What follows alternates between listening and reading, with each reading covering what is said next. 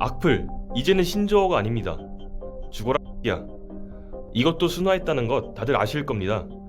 진짜에 비하면 악플이라 부르기도 부끄럽죠. 심지어 요즘 악플은 단순하지만도 않습니다. 단순히 직설적인 욕설에서 나아가 간접적으로 돌려서 자존심을 긁어 사람을 무너뜨리죠. 온라인에서는 익명성이라는 방패 뒤에 숨은 신랄한 비난 댓글들이 난무합니다. 그 비난의 화살들은 실제 화살처럼 사람을 죽이기도 하죠. 자살로써. 누군가는 이런 비난을 받지 않아도 자살합니다. 무언가 모를 무게감이 그들을 짓누르죠. 그들이 잘못을 했든 억울하든 스스로 죄책감에 휩싸여 모든 것을 내려놓은 채 그들이 한 마지막 선택은 자살입니다. 어떤 자살은 이해가 가고 어떤 자살은 이해가 안 갑니다. 정말 힘들었겠네. 혹은 나라면 자살까지는 하지 않을 것 같은데.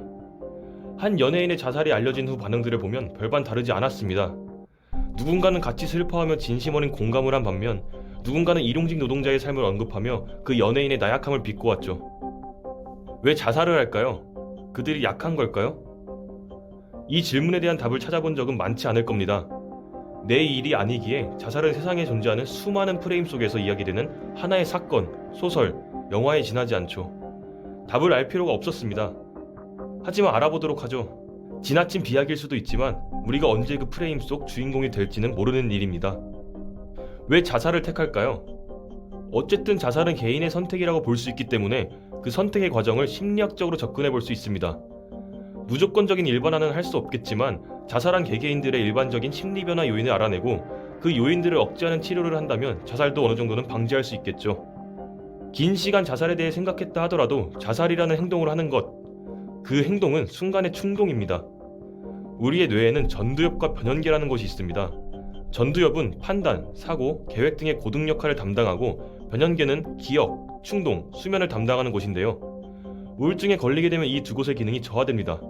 때문에 잠을 설치기도 하고 평상시보다 제대로 된 판단과 사고가 안 되면서 대인관계 능력이 저하됩니다.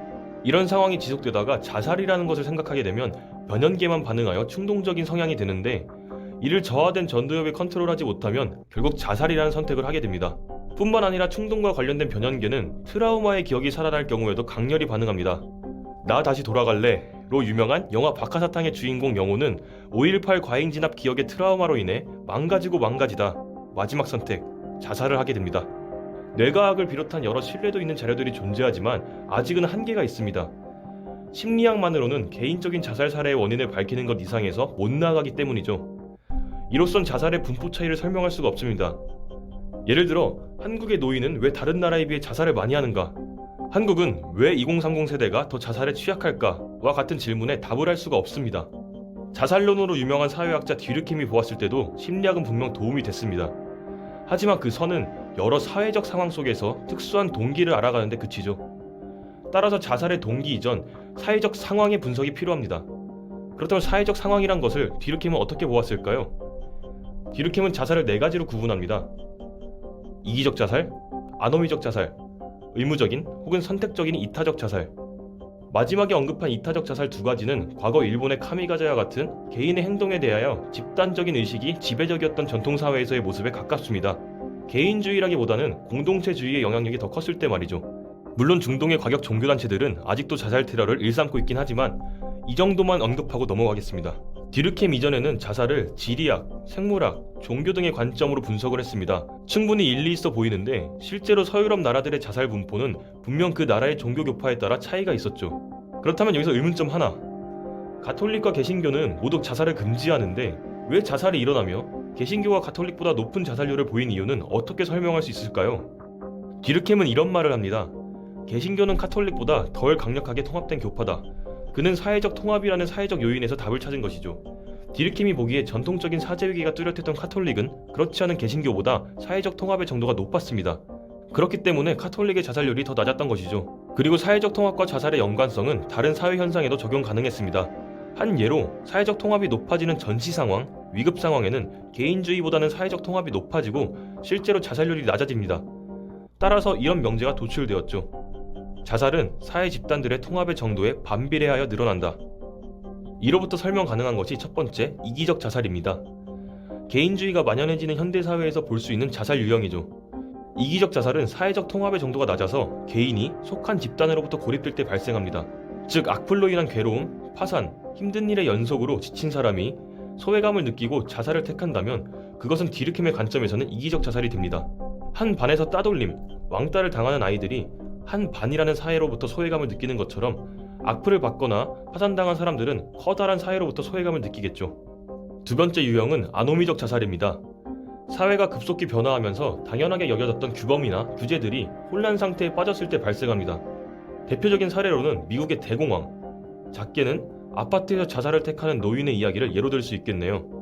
내가 가지고 있는 모든 혹은 대부분의 것들이 나로 인해서가 아닌 사회의 변화로 인해서 물거품이 되었다고 생각해보세요. 디르켐의 자살론뿐만 아니라 자살은 사회학에서 많이 이야기되는 주제입니다.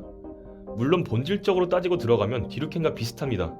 사용한 용어만 바뀌었을 뿐이죠. 빈부격차 영상에서 언급했던 앨런 존스는 자살을 선택한 사람의 집단 내에서 그 사람의 최소 저항의 길이라고 표현합니다. 한 사람이 한 사회에서 하는 선택은 그 사회 구성원들의 최소 저항을 일으키는 것들인데 그것이 자살인 것이죠. 최소 저항이 자살이었다 라는 말이 참 안타깝지 않나요? 세상엔 말이 되는 반대말 두 가지가 양립하는 경우가 꽤나 많습니다. 그중 하나가 바로 이거겠죠. 어디에서는 나무를 보지 말고 숲을 봐라. 또 다른 곳에서는 숲만 보지 말고 나무도 봐라. 사실 따지고 보면 모두 맞는 이야기입니다. 특히나 자살 문제를 보았을 때는 더더욱 그렇다고 생각합니다. 심리학에서 바라본 자살보다는 사회학에서 바라본 자살이 더 큰 범위를 포용하긴 하지만 때에 따라선 자살을 선택하는 개개인의 심리 상태를 파악하는 것이 더 중요할 때도 있는 것이죠. 하지 말아야 할 것은 한쪽의 눈으로만 분석하고 판단하는 것입니다. 영상과 관련한 정보가 더 궁금하시다면 아래 첨부된 출처를 확인하시면 되겠습니다. 이번 영상은 이만 마치겠습니다. 다음에 더 좋은 영상으로 돌아오겠습니다.